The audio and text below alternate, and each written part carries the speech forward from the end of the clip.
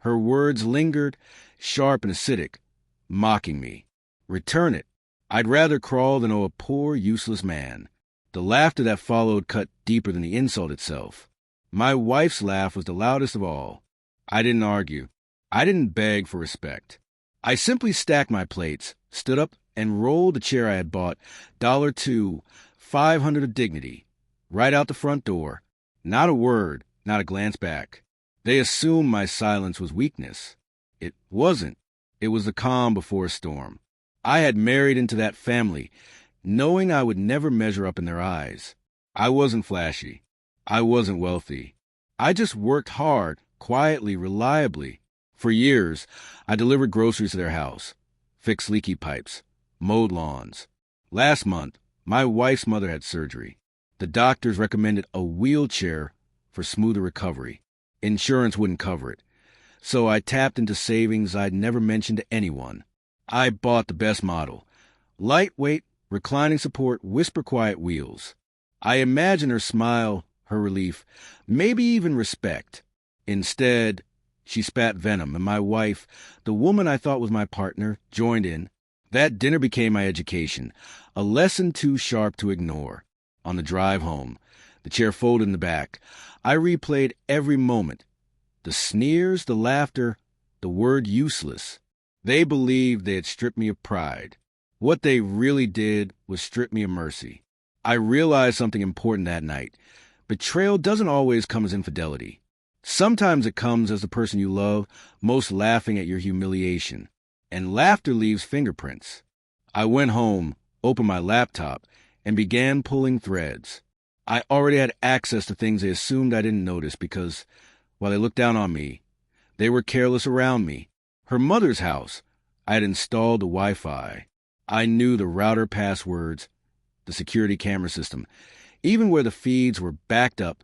My wife had left her banking apps logged in on the tablet we shared. She trusted me not to look. That night, I started observing. I didn't touch a thing. I watched bank transfers, quiet loans her mother had taken in her daughter's name, credit cards maxed under my wife's SSN. She had laughed at me, but she didn't laugh when her paycheck disappeared into someone else's debt. The cameras revealed even more. Late-night visitors slipping in the back door.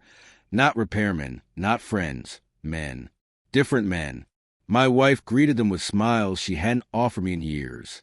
I copied everything, saved it, cataloged it. And then I waited. For 2 more weeks, I played my part, silent and routine. Then one morning, I left early, but I didn't go to work. I went back to her mother's house with a different gift, a simple envelope. I slid it under the welcome mat. Right in front of the camera, I knew was recording. Inside were screenshots of her daughter's bank statements, proof of fraudulent loans, still frames of the late-night visits. No note, just evidence. Let them tell their own story. By noon, my phone buzzed nonstop. My wife, her mother, unknown numbers. I ignored them. Instead, I went to the bank, cashed out my accounts, closed everything joint. I even collected the down payment I had secretly placed on a new condo under my name alone. That evening, I returned home. My wife was waiting, eyes wide, phone in hand. They're saying you broke in, trying to ruin us. I smiled calmly. I didn't break in.